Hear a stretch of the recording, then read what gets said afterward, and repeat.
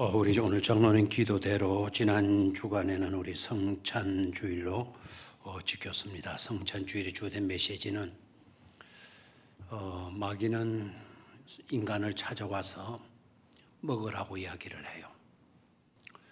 두 번째, 아담으로 오신 예수님도 너희는 와서 먹으라, 받아 먹으라, 받아 마셔라 말씀하셔요. 여러분 주변에 어떤 사람이 있습니까? 첫 번째 먹음의 문제는 전 인류를 비극에 빠뜨리는 죽음을 가져온 먹음이었어요. 그래서 기독교에서도 먹음의 문제는 굉장히 중요하다.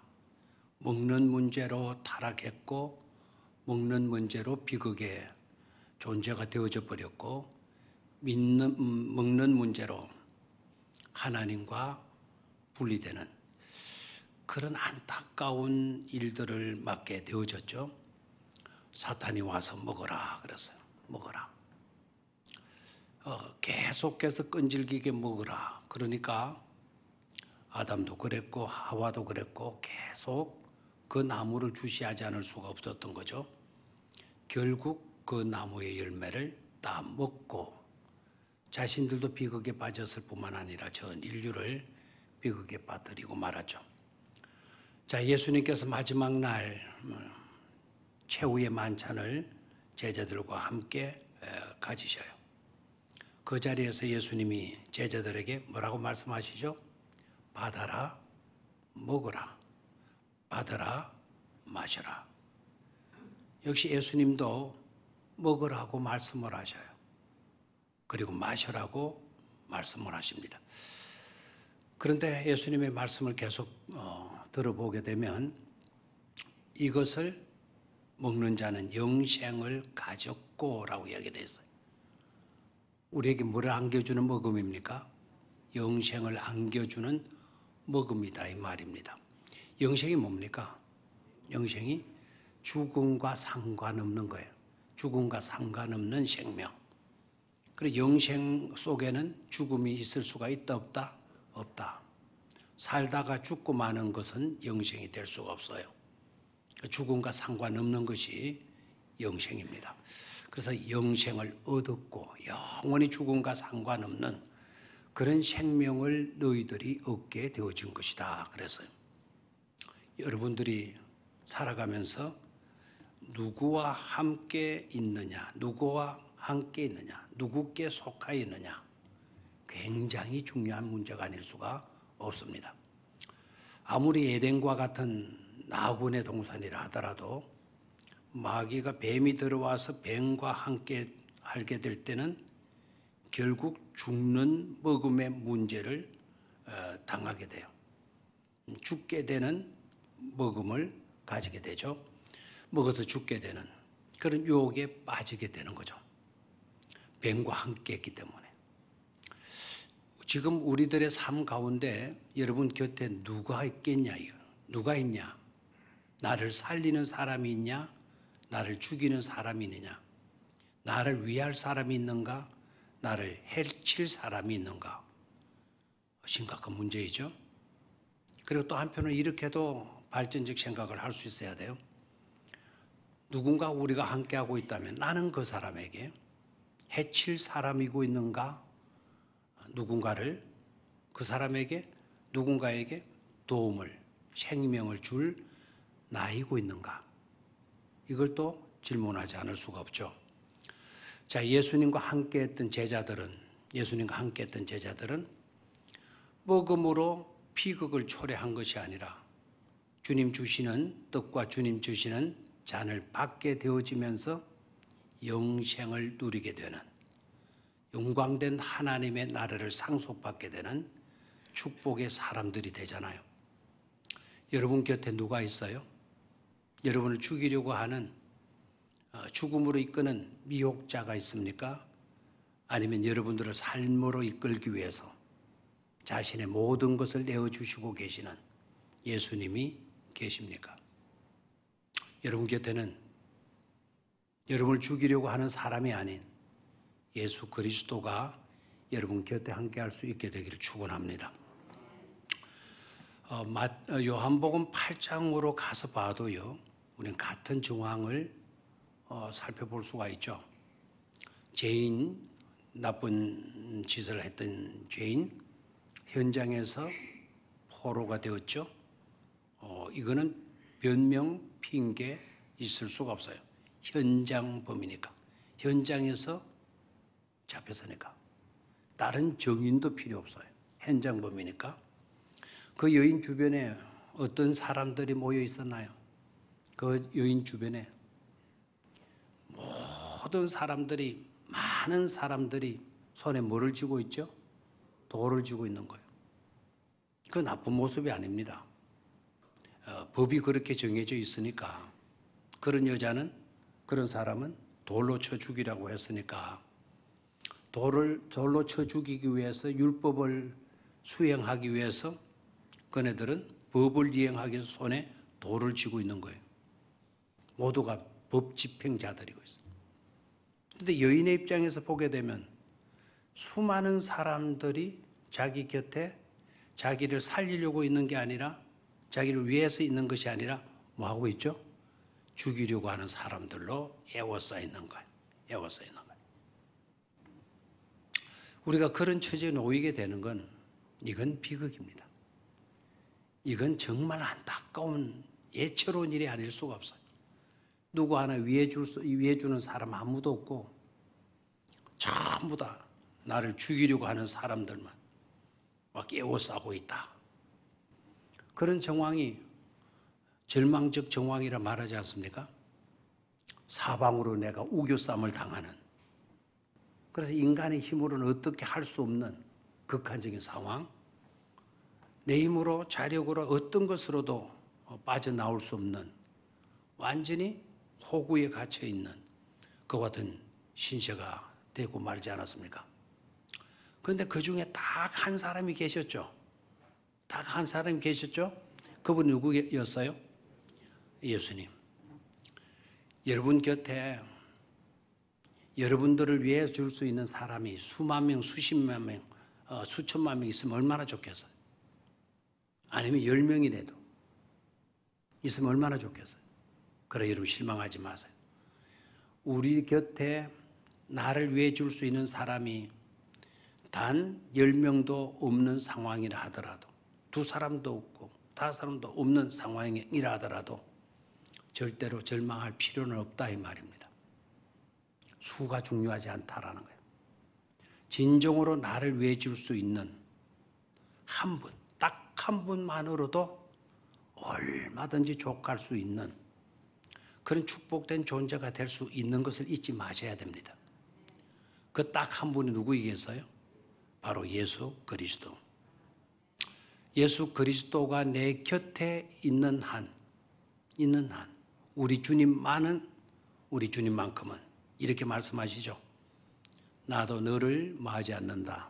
정죄하지 아니하노니 가서 다시는 마지 말아라.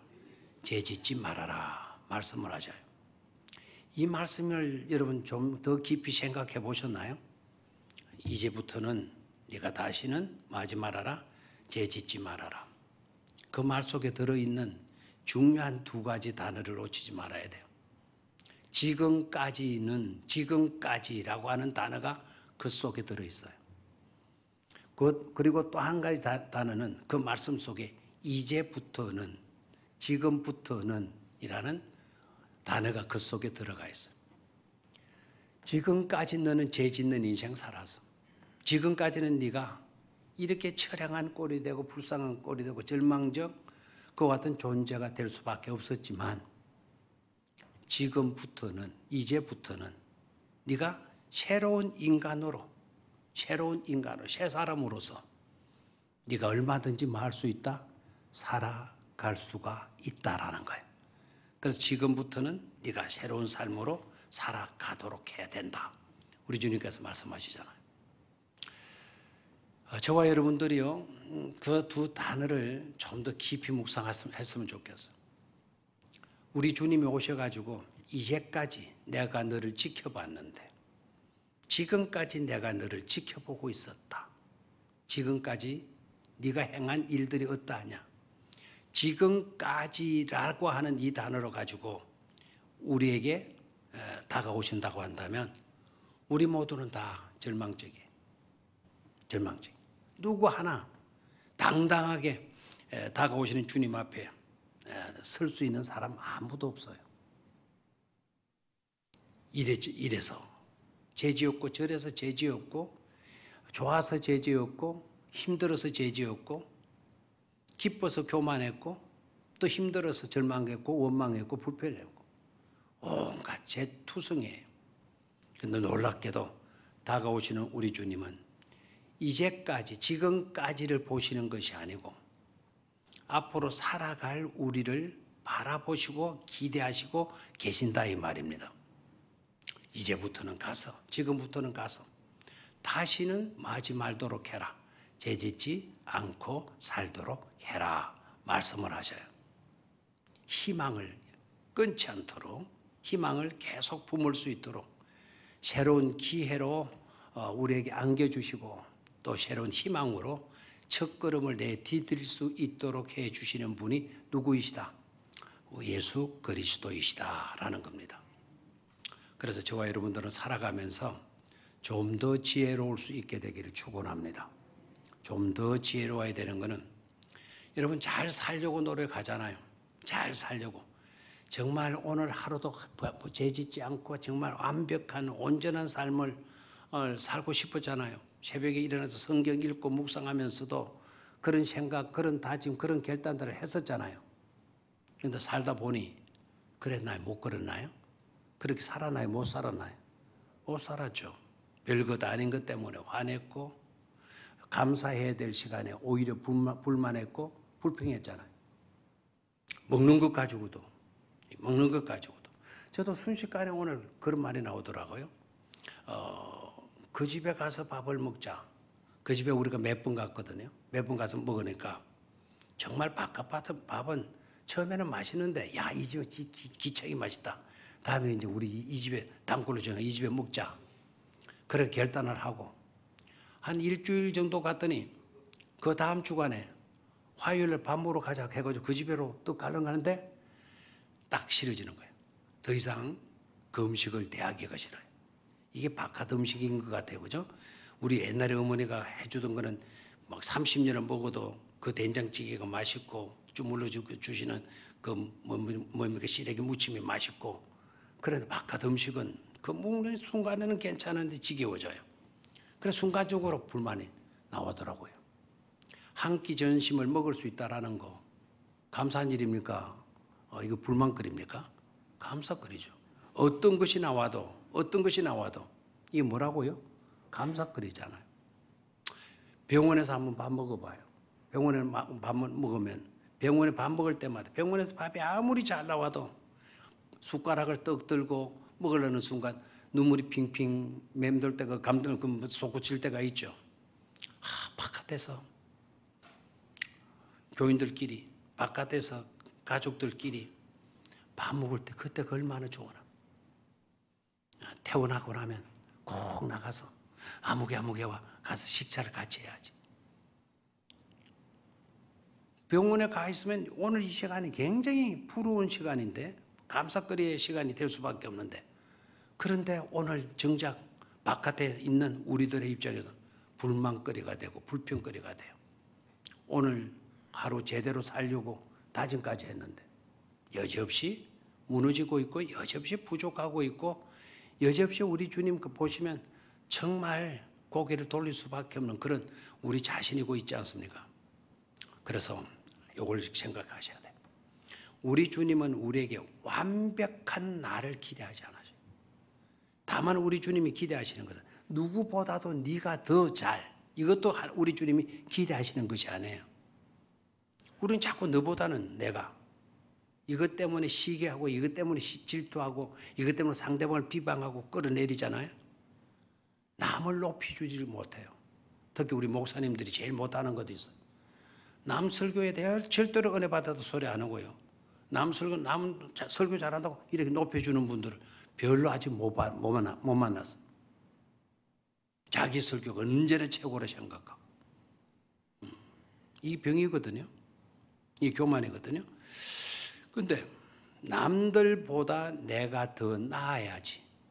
남들보다 내가 더 낫고 있는 믿음의 생활을 우리 주님이 기뻐하실 것이라는 그런 생각은 갖지 마세요. 물론 남들보다 우리들의 믿음이 더 좋은 믿음, 완벽한 믿음, 좋은 훌륭한 믿음으로 나아가면 얼마나 우리 주님이 기뻐하시겠습니까? 그런데 중요한 것은 남들보다 더 나았다고, 남들보다 비교해서 더 나은 내 모습을 보고 우리 주님은 기뻐하시지 않는다 이 말입니다. 우리 주님이 뭘 보고 기뻐하시는가? 어떤 믿음을 보고 기뻐하시는가? 저 사람보다 오늘 네 믿음이 좋았어. 저 사람보다 네가 오늘 기도 더 많이 하더구나. 저 사람보다 네 마음 씀씀이 오늘 곱더구나. 그런 것을 우리 주님이 기대하시는 것이 아니고 어제 너보다, 이제까지 너보다 오늘 네가 좀 더 나아지고 있구나. 네 마음 씀씀이가 어제보다 오늘 네 마음 씀씀이가 참 아름답고 있네. 이것을 기뻐하시고 이것을 원하시고 계신다라는 것을 깨달아야 된다 이 말입니다. 무슨 말인지 아시겠죠? 누구보다가 아니고 어제의 나보다 오늘 내가 좀 더 믿음으로 살고 좀 더 주님의 마음을 가지고 사는 그런 같은 모습을 보시고 누가 기뻐하신다? 우리 하나님이 기뻐하신다 이 말입니다. 남과 비교하지 말아요. 어제의 나보다 오늘의 나가 더 좋게 되면 우리 하나님 기뻐하시고 오늘의 나보다 내일의 나가 더 좋아지게 될 때 우리 하나님은 뭐 하신다? 기뻐하신다라는 것을 깨닫기를 축원합니다. 자, 한번 따라 하십시오. 남들보다 내가 그게 아니다는 거죠. 그러면 이제 남들보다 내가 그러면 여러분은 아니고요 이렇게 말하십시오. 남들보다 내가 그럼 어떻단 말입니까? 그렇죠. 어제의 나보다 조금 전의 나보다 지금의 나가 더 신앙적이고 더 기도하고 더 아름다운 마음을 주님의 마음을 품고 살게 되어질 때 그것이 진정한 주님의 기쁨이 되고 그것이 진정한 나의 삶의 성장이 되어지는 것임을 깨닫자 이 말입니다. 아멘입니까? 그래서 오늘보다는 언제가? 내일이. 올해보다는 내년이. 내년보다는 그 후년이 더 나아지는 그런 우리가 되어지는 것이 중요하다 하는 것을 깨달아야 되겠습니다. 플라톤이라고 하는 분 철학자가 페이돈이라고 하는 자신의 저서에서 이런 이야기를 해요. 인간은 두 종류의 말을 탄다라는 이야기를 해요. 두 종류의 말을 타는 존재들이다. 무슨 말인가 하니까 그 두 종류의 말 중에 한 마리는 자꾸만 하늘로 올라가는, 하늘로 달려 올라가려고 하는 말이고 또 한 마리의 말은 자꾸만 땅으로 내려가려고 하는 말이다. 그래서 인간은 두 마리의 말을 타고 달리는 존재들이다 이런 이야기를 해요. 이 말은 다른 말하면 형이상학적이냐 형이하학적인 존재냐 뭐 그런 말이 되겠어요. 우리는 살아가면서 하늘을 추구하는 신선하고 신령한 고상한 하늘의 세계를 추구하는 그런 나일 때가 있고 반면에 땅으로 치솟고자 하는 세속적으로 치솟고자 하는 또 그런 곳으로 달리고 있는 말을 타고 달리는 나이고 있다. 자, 예수님은 이것을 가르쳐서 하나님과 돈을 두 가지를 주인으로 삼고 섬기려고 해서는 안 된다라는 말을. 그래서 두 주인을 말하라고 하면 플라톤은 두 말로 이야기했어요. 하늘로 올라가려고 하는 말, 땅으로 내려가려고 하는 말. 여러분은 어떻습니까? 하늘로 올라가는 말을 타고 계속해서 달려가는 삶을 살고 있는 자들입니까? 아니면 그렇게 살다가 말을 바꿔 타가지고 어느 순간부터 어디로 내려가요? 저 세상으로 세속으로 달려 내려가는 그런 나이고 있는가? 그죠? 어떨 때는 영적으로 살다가 어떨 때는 육적으로 전락해버리고 있는 그런 존재가 우리 인생들이다 라는 말을 해요. 그래서 그런 두 주인을 우리는 섬겨서는 안 된다. 인간의 이중성을 갖고 있는데 그런 이중성을 가지고는 우리가 진정한 인간의 삶을 사는 것이 아니다라는 표현을 플라톤이 하게 돼요. 그래서 어떤 경우가 나오냐? 자, 타협하자. 이 하늘로 올라가는 거하고 땅으로 내려가는 거하고 영적으로 살려는 삶과 육적으로 살려고 하는 삶과 적당하게 타협을 이루고 살아가는 것이 지혜로움이다라고 여기는 경우가 있어요. 너무 영적이어서도 안 되고 너무 세속적이도 안 되고 때로는 세상도 즐길 줄 알아야 되고 영적인 것도 놓치지 말고 누릴 수 있어야 된다. 그래서 적당한 선을 찾으려고 한다는 플라톤의 이야기는. 그 타협을 하려고 한다는. 그럼 우리 주님은 어떻게 여기시느냐? 타협이라고 하는 방법이 우리 믿음의 사람들이 살아가는 하나의 해답이고 방법이 되느냐? 오늘 본문 속으로 들어가 봐요. 13절을 봅니다. 13절 찾았습니까? 시작. 그 후 며칠이 안 되어 둘째 16장 13절이죠. 시작. 집 하인이 두 주인을 섬길 수 없나니 혹 이를 미워하고 저를 사랑하거나 혹 이를 중히 여기고 저를 경히 여길 것임이니라. 너희는 하나님과 재물을 겸하여 섬길 수 없느니라. 우리 주님은 단호하시죠. 예매한 태도 용납하지 않아요. 적당하게 타협하면서 살아가는 사람이 똑똑한 사람이다, 지혜롭다 말하지 않아요. 우리 주님의 말씀은 아주 단호합니다. 그리고 예리하죠. 날카롭습니다. 뭐라고 말씀합니까? 사람이 두 주인을 말 수 없다, 섬길 수 없다라고 딱 단정을 해버려요. 사람이 두 주인을 말 수 없다, 섬길 수 없다. 너희는 하나님과 재물을 겸하여 또한 말 수 없다, 섬길 수 없느니라. 딱 잘라서 말씀하고 있어요. 이해가 됩니까? 자, 우리에게는 두 신으로 이야기를 하네요. 하나는 누구? 하나님. 하나는 누구? 재물. 재물이지만 그 밑에다가 여러분 가지고 있는 성경에 표시가 되어 있는지 모르겠습니다. 그 재물 밑에 우리 성경 개역 개정에는 안 돼 있죠. 영어 성경에는 이렇게 돼 있어요. 맘몬이라고 돼 있어요. 그 재물이 뭐라고 돼 있다? 맘몬. 맘몬은 재물신, 돈신이에요. 돈신. 맘몬이라는 뜻이 돈이라잖아요. 만이라고 하는 단어가 거기 나오죠. 돈신이에요. 신. 돈을 뭐같이 섬긴다? 신같이 섬긴다. 그래서 사람이 돈도 섬기고 하나님도 섬기면서 돈도 아주 숭배를 하고 좋아하고 돈에 매여서 살고 하는 그런 삶을 살아도 된다? 그렇게 살 수가 없다. 그렇게 살 수가 없다. 누가 딱 잘라 말하세요? 우리 주님께서 딱 잘라 말하시는 것을 보게 돼요. 플라톤처럼 타협해서 적당선을 찾아가지고 살아가는 것이 우리 인간이다, 이런 식으로만 설명하지 않는다 이 말입니다. 절대로 사람은 두 주인을 섬길 수 없다. 하나님과 만몬신, 돈을 신으로 이렇게 섬길 수가 없다라고 딱 잘라서 말하셔요. 자, 그러면 본문으로 들어가기 전에 12절 말씀을 한번 보죠. 12절을 읽으면 조금 여러분들이 헷갈리는 점을 보았을 것입니다. 자, 시작. 너희가 만일 남의 것에 충성하지 아니하면 누가 너희의 것을 너희에게 주겠느냐?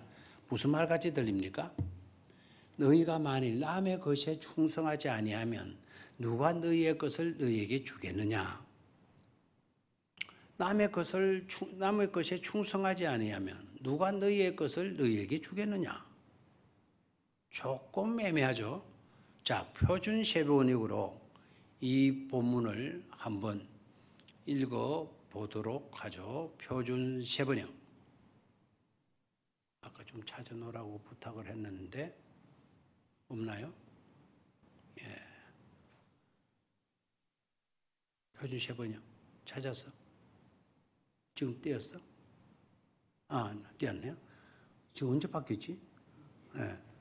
또 너희가 남의 것에 충실하지 못하였으면, 남의 것에 충실하지 못하였으면 누가 너희에게 너희의 몫인들 내주겠느냐? 너희의 몫으로 할당된 것도 네가 받지 못한다라는 거예요. 너에게 할당된 것도 네가 받으려고 하게 되면 남의 것에서 남의 것에 먼저 말 수 있어야 된다. 충성할 수 있어야 된다 이 말입니다. 그래서 남의 것에 충실해야만이 나에게 할당된 내 몫을 내가 받을 수가 있게 된다라는 겁니다.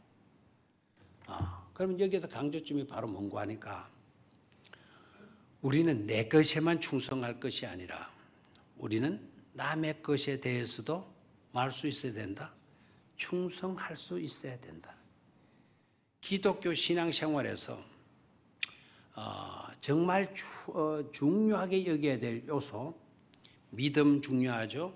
순종 중요하죠. 그래서 믿음 중요하고 순종 중요해요.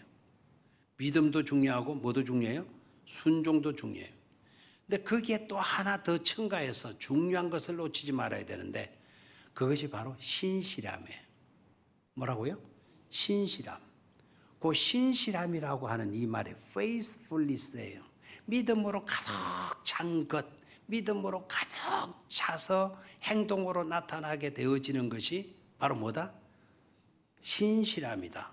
그 신실함 이퀄 충성스러움이에요. 무슨 말인지 아시겠습니까?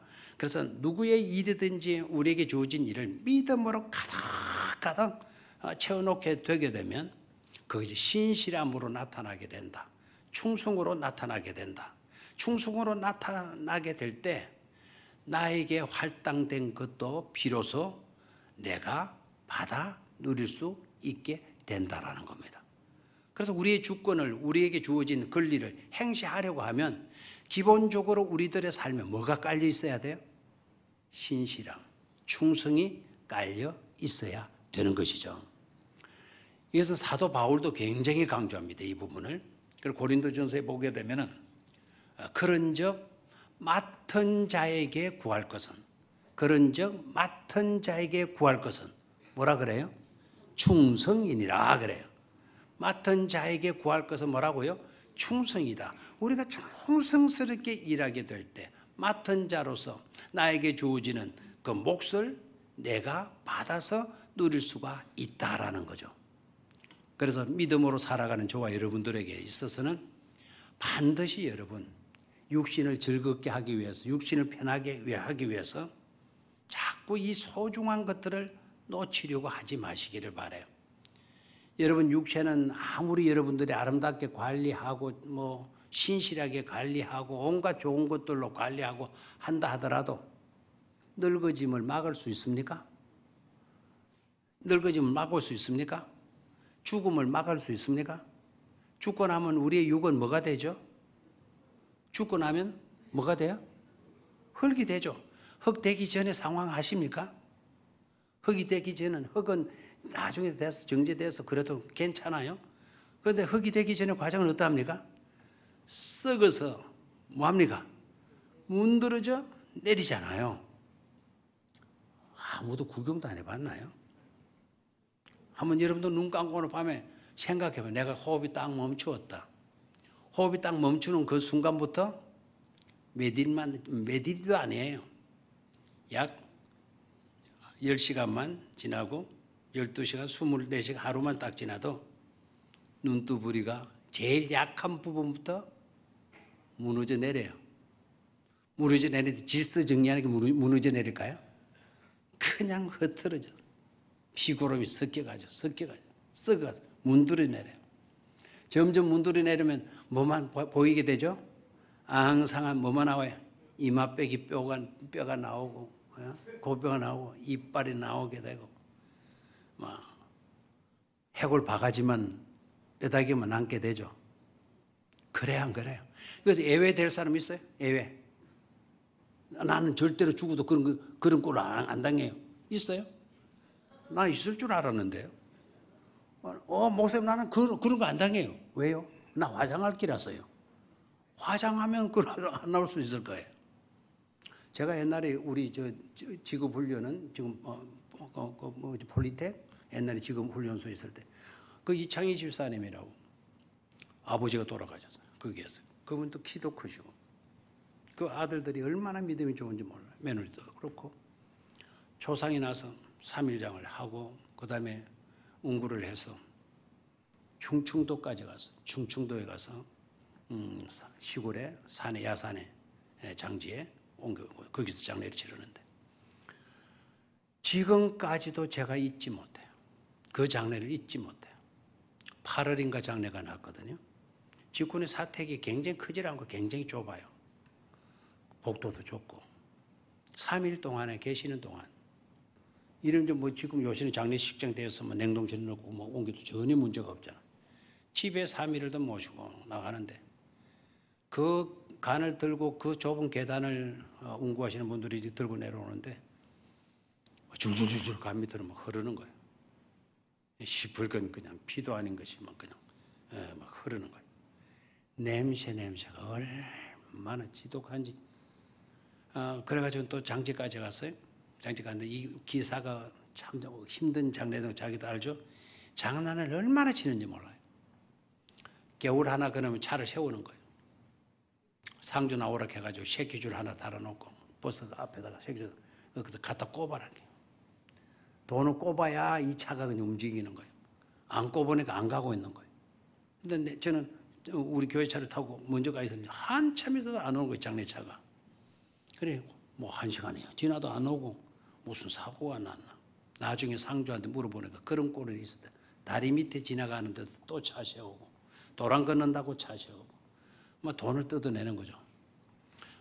근데 가서는 탈관을 했어요. 탈관. 정말 죽으면서 이거 꼭 그렇게 해야 되나 싶을 정도로 감옥에다 뭐 그걸 들고 산 위로 올라가는데 뒤에 도무지 따라갈 수가 없어요. 냄새 때문에. 교인들도 얼마나 애를 먹었는지 몰라요. 그것도 관에 가가지고는 그 관을 놨으니 어떻게 되겠어요? 관 안에는 막 물이 흥건히 좀 고이는 거예요. 몸이 썩어가지고 썩어요. 뭐 이래 3배로 다 동이 난 건 무슨 소용이 있어요? 그거를 관에서 들어 올려가지고 다시 이제 땅 속으로 넣는데 줄줄줄줄줄. 그럼 이제 머리로 툭 나는데 머리 부분을 잘못해서 이분이 뭐 늦게 들고 있다가 이제 몸이 먼저 내려오고 똑같이 내려가야 돼. 먼저 들고 있어. 다른 게 몸이 내려가면 돼. 머리가 천이 쓱 밀려버렸어요. 하얀 해골이 퍽 드러나는 거예요. 하고 다 한번 놀래고. 그런데도 제가 인상 쓸 수 있겠습니까? 그 위에 하늘 가는 밝은 길이 찬송하면서 또 해줘야죠. 집에 와서 양복을 벗어가지고 가다 놓이 이거는 뭐 냄새가 한 달 이상 가는 것 같아요. 세탁소 맡기고 해도 냄새가 그냥. 자, 이게 뭐라고요? 이게 우리 뭡니까? 인생들이에요. 그래 여러분, 어차피 그분만 그러겠습니까? 어차피 우리도 그런 모습으로 갈 수밖에 없는 것이죠. 뭐가요? 우리 육은. 근데 우리가 자꾸만 어디에 매달려요? 이 육을 꾸미는데 매달린다 이 말입니다. 육에 치우쳐요. 조금 아파서 못 한다. 피곤해서 못 난다. 병 날까봐 못 한다. 몸살 할까봐 못 한다. 자꾸. 그래서 방지일 목사님이 참 103세를 103세 사셨나? 108세 사셨나? 가시면서 이런 이야기를 하셨거든요. 그분 돌아가시는 해도 총회를 참석해서 총회장 지내신 분이 나는 썩어 없어지는 삶을 살기보다 타라서 없어지는 삶을 살고 싶다고 이야기했어요. 아무리 여러분 고급 화장품을 갖다 발라도 썩어지고 마는 것이 우리 인생들이에요. 그래 봐야 이 몸이 닳고 닳도록 마지막 순간이 오기까지 이 몸이 다 닳아질수록 충성스럽게 신실하게 일하다가 갈 수 있는 그런 삶을 살아야 되지 않겠습니까? 그게 바로 충성스럽다예요. 맡은 자에게 구할 것은 뭐니라? 충성이니라. 그 충성이 바로 이 몸이 다 닳아 없어지게 뼈가 다 문드러지도록까지 주를 위해서 애쓰고 헌신하는 삶. 그것이 우리에게 주어지는 최대의 뭐가 된다? 과제가 된다 이 말입니다. 자, 다시 한번 밑으로 갑니다. 자, 하나님이냐 사람이냐? 하나님이냐 만몬이냐? 너희의 두 주인 가운데 너희들은 누구를 섬기는 자인가라는 질문을 하셔요. 너희는 하나님과 재물을 겸하여 섬길 수 없느니라. 그러면 어느 하나를 섬기는 존재가 되어야 되는데 재물 섬기다가 가버리는 그런 인생을 살라고 우리 주님이 말씀하신 것은 아니지 않겠습니까? 두 번째 생각해야 될 건 가치와 보람된 일의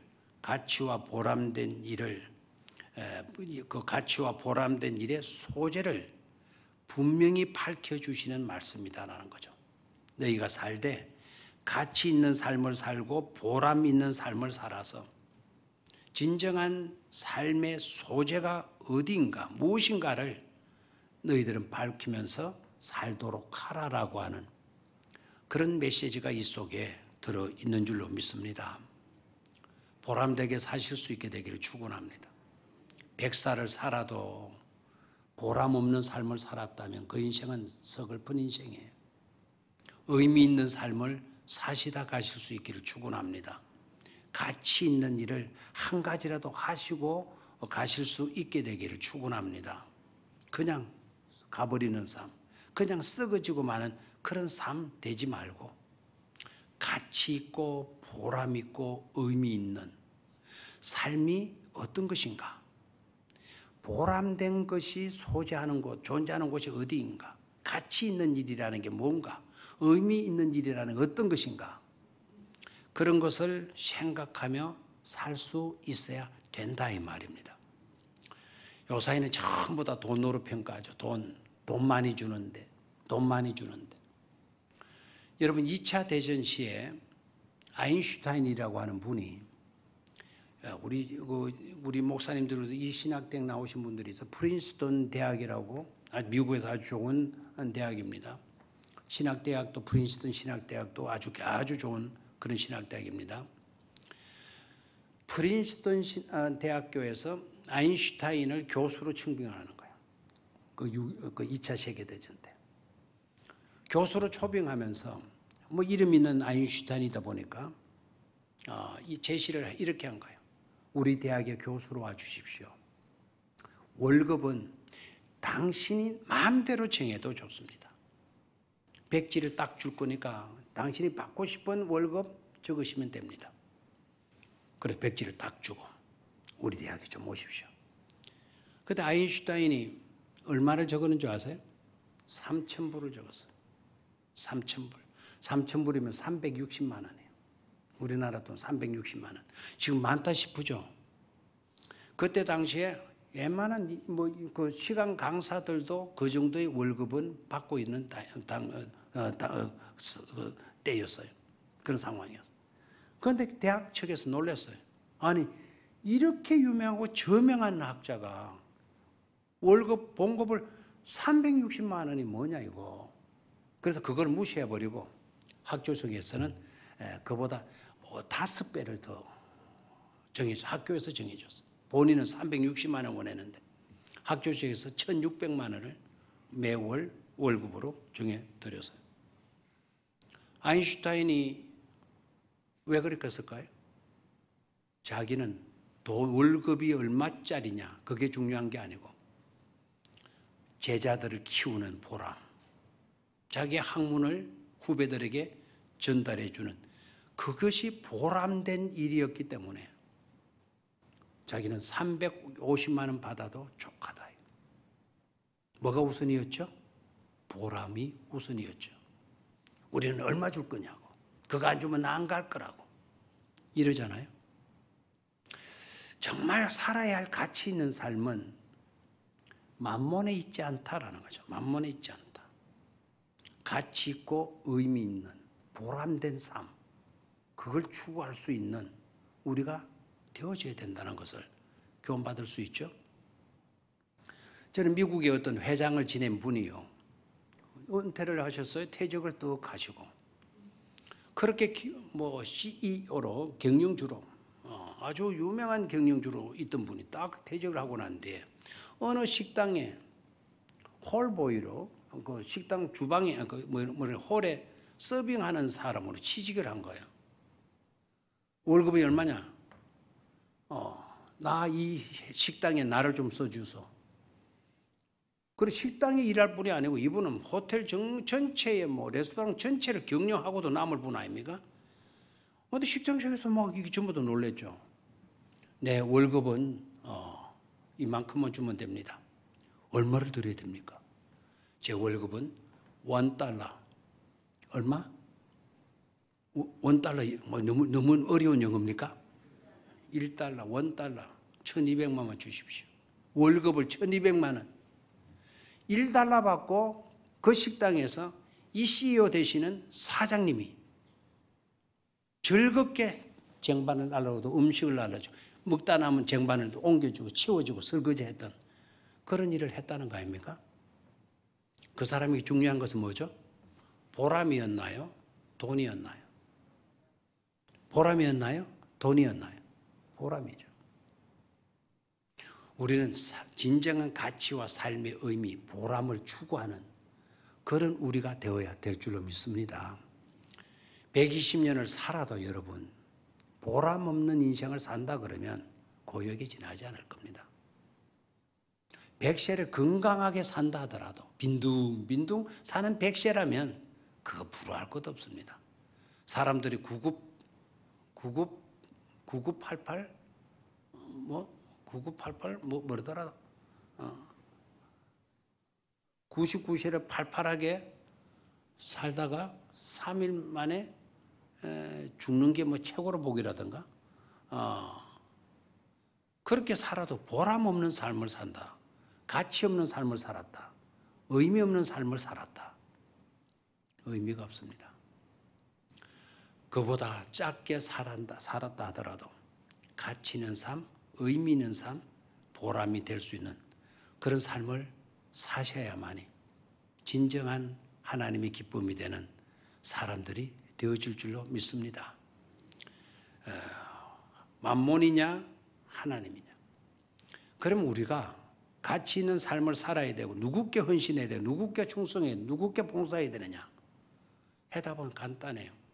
썩어질 것이 아니라 영원히 있을 하나님을 위한 헌신과 봉사가 되어야 될 줄로 믿습니다. 하나님의 말 샀을 때 너 나이 위해서 뭐하고 왔냐? 수업 많이 들었던 이야기죠. 그죠? 부흥사들도 와서 노상 그 이야기를 많이 강조해요. 하나님 앞에 서게 될 때 너 나이 위해서 뭐하고 왔냐? 라고 질문했을 때 대답이 망설여져도 안 되고 머뭇거리서도 안 되고 저는 하나님 앞에 바로 이 일을 하고 왔습니다.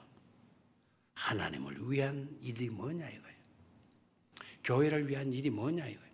하나님의 선한 사업을 위해서 저는 최선 다하고 왔습니다. 그 사업이 어떤 것이냐 이거예요.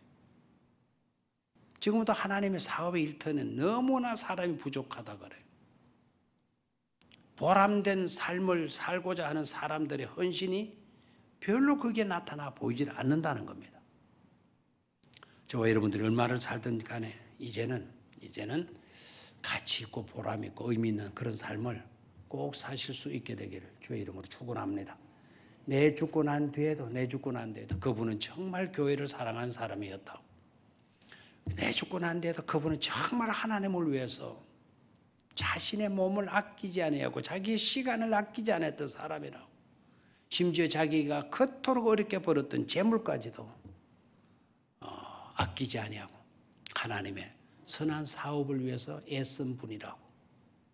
이런 인정과 이런 칭찬을 받는 삶을 살았다고 한다면 그런 인생이야말로 축복된 인생이 아닐 수가 없는 줄로 믿습니다. 누구를 위해서 남길 것인가? 누구를 위해서 헌신할 것인가? 우리는 만몬이 아니라 돈을 위해서 사는 존재가 아니라 하나님을 위해서 살아가는 축복된 성도들이 되시기를 주의 이름으로 축원합니다.